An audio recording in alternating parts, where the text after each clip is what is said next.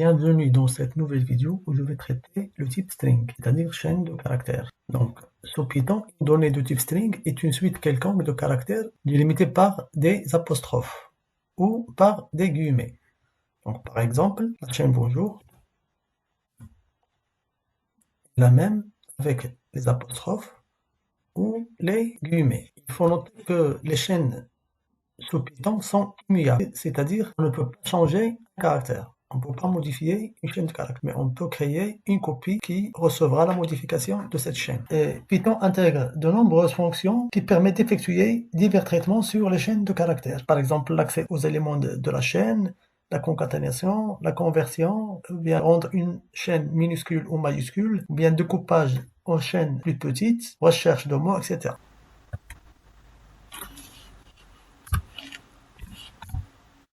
Pour l'opération concaténée, je vais entrer deux chaînes, nom et prénom. Après, je vais utiliser le symbole plus pour grouper les deux chaînes dans une seule.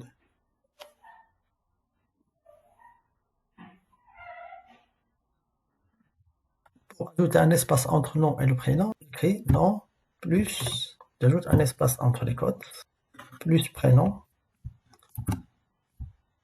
et ça va donner le nom, espace et prénom. Il y a aussi la fonction len qui donne la taille de la chaîne. Par exemple, len de nom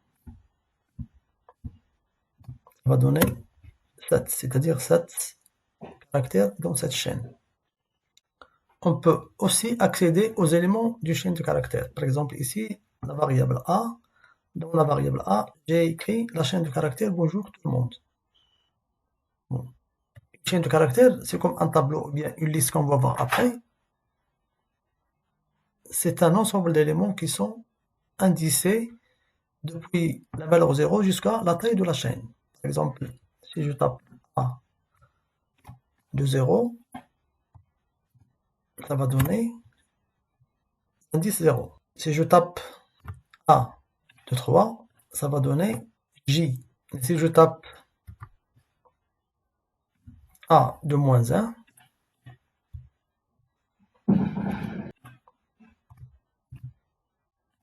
ça va donner la dernière. Et si je tape A de moins 5, ça va donner M. Donc, quand à partir du dernier caractère, moins 1, moins 2, moins 3, moins 4, moins 5, etc. Je peux aussi avoir cet accès à 2 points. Il va afficher à partir de l'élément 0 la chaîne de caractères, mais il va sauter avec un peu de 2. Il va écrire la première lettre, la troisième, la cinquième, etc. Voilà ici.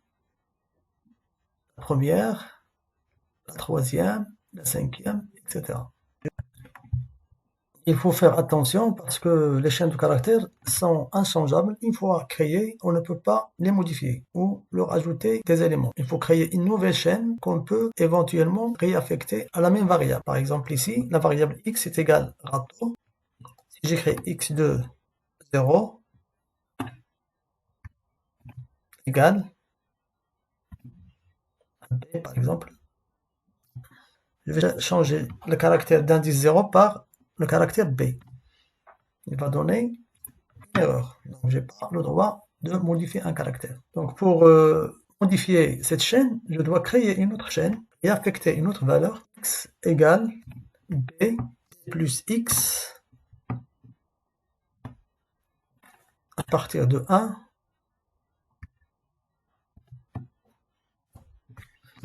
et voilà, x est devenu bâton. Il y a aussi une fonction qui permet de donner le code ASCII d'un caractère. Comme vous savez, les 28 caractères de la table ASCII standard comprennent les lettres minuscules et majuscules non accentuées, donc à peu près tous les caractères d'un clavier QWERTY, mais pas les lettres accentuées et les caractères d'espacement. Chaque caractère est associé à un code entre 0 et 127. Par exemple ici, caractère A majuscule, le code 65. Caractère Z majuscule A, le code 90. Les lettres minuscules, A minuscule commence par le code 97. La lettre Z minuscule, le code 122. les nombres 0 à le code 48 jusqu'à 9 qui a le code 57. On peut aussi trouver le symbole inférieur avec le code 60, le symbole supérieur avec le code 62, etc. Donc les fonctions qui existent, la fonction ord qui renvoie la valeur représentant l'unicode d'un caractère spécifié et la fonction chr qui renvoie le caractère qui représente l'unicode spécifié. Par exemple, ord A minuscule, ça va donner la 97. Ord de A majuscule, ça va donner 97. La fonction inverse, chr de 67 par exemple, ça va donner